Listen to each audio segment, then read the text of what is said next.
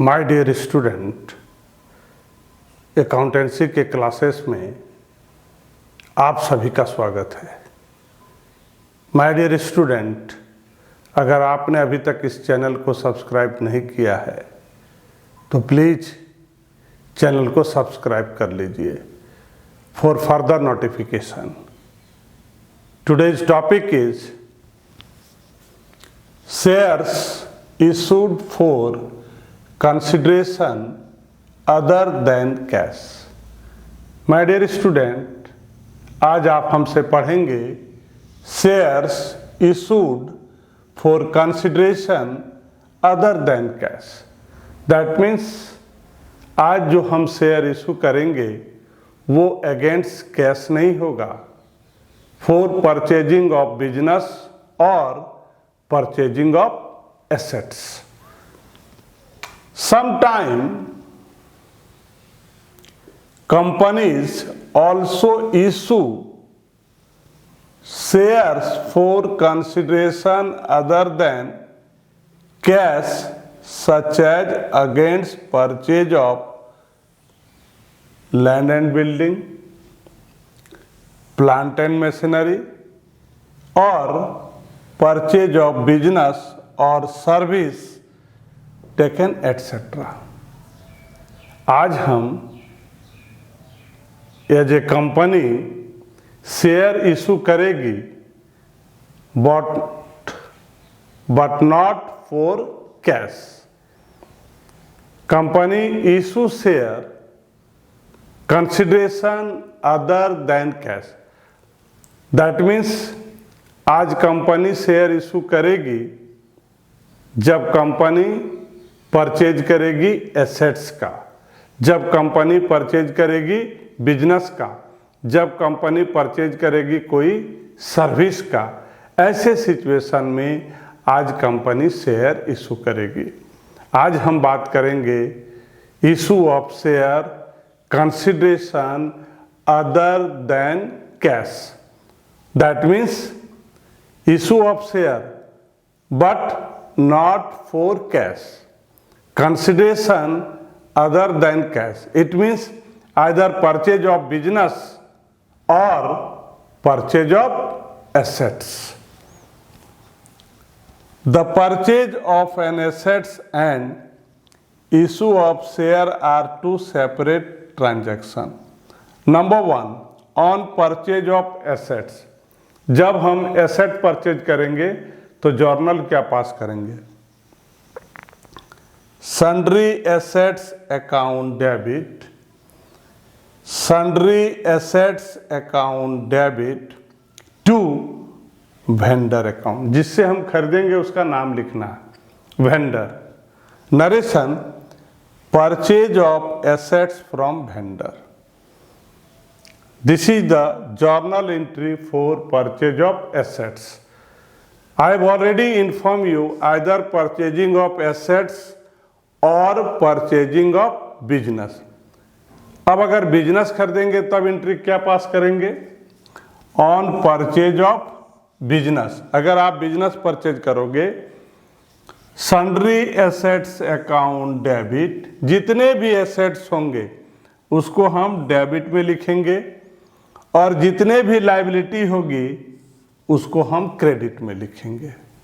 My dear student, हम यहाँ आपको बता रहे हैं journal entries for purchase of business. सारे एसेट्स को कहाँ लिखेंगे? डेबिट में लिखेंगे और सारे लायबिलिटी को कहाँ लिखेंगे? क्रेडिट में लिखेंगे।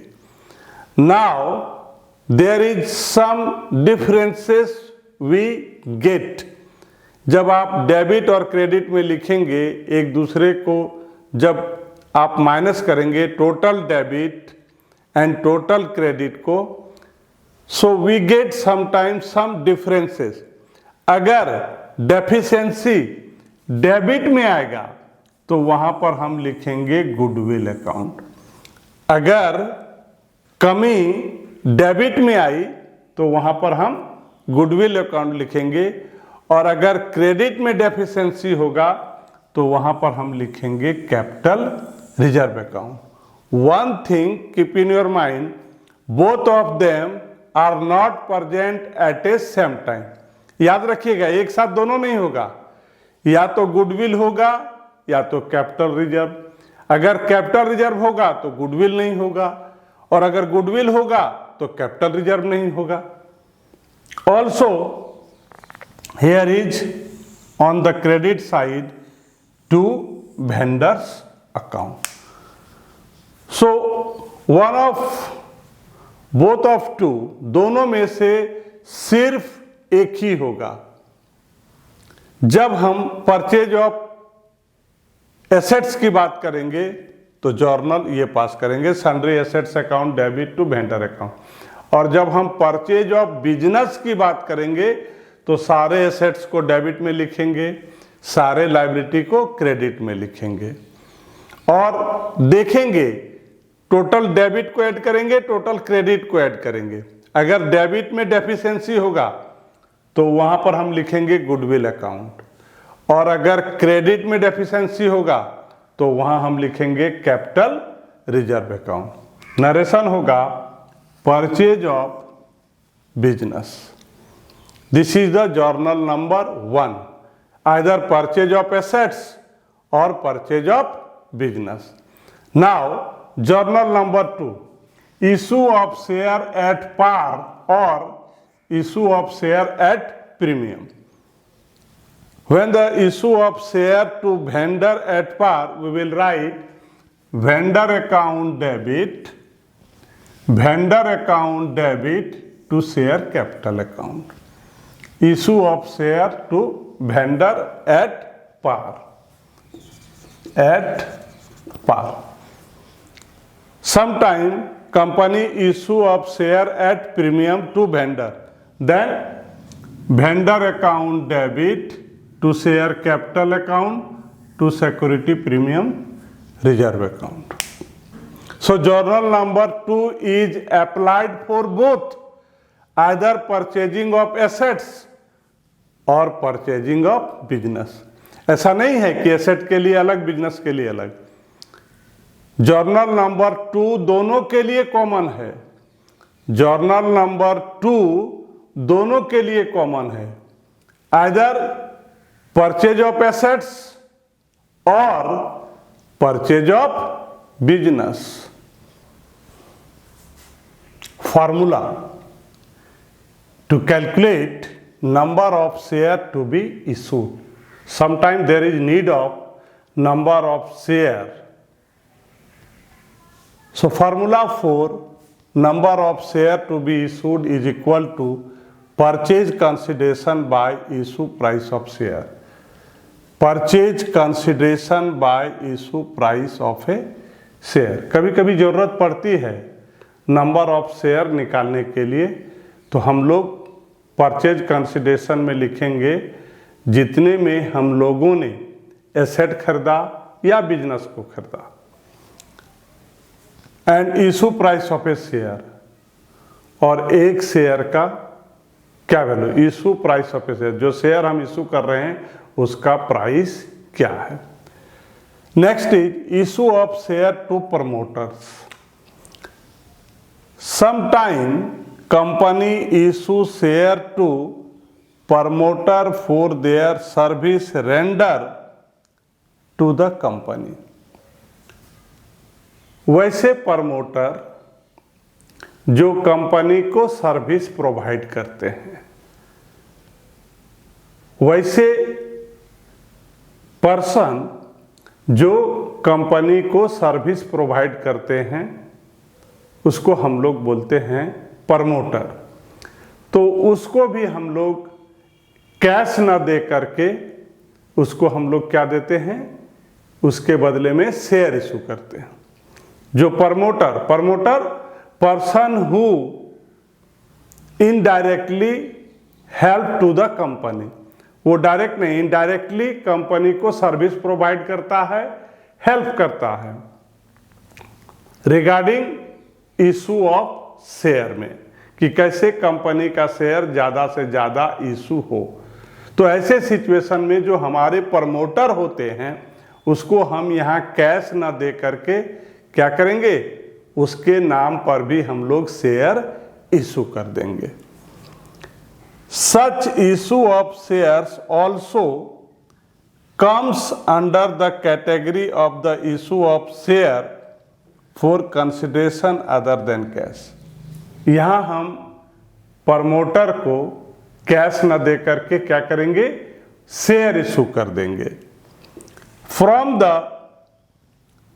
Accounting point of view it is incorporation cost. इसको हम लोग इनकॉर्पोरेशन कॉस्ट बोलते हैं, फॉर्मेशन एक्सपेंसेस भी बोलते हैं।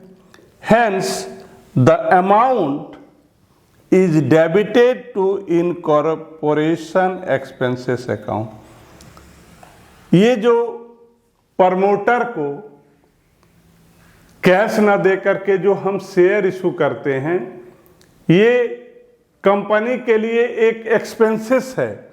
तो some time we have to use incorporation cost.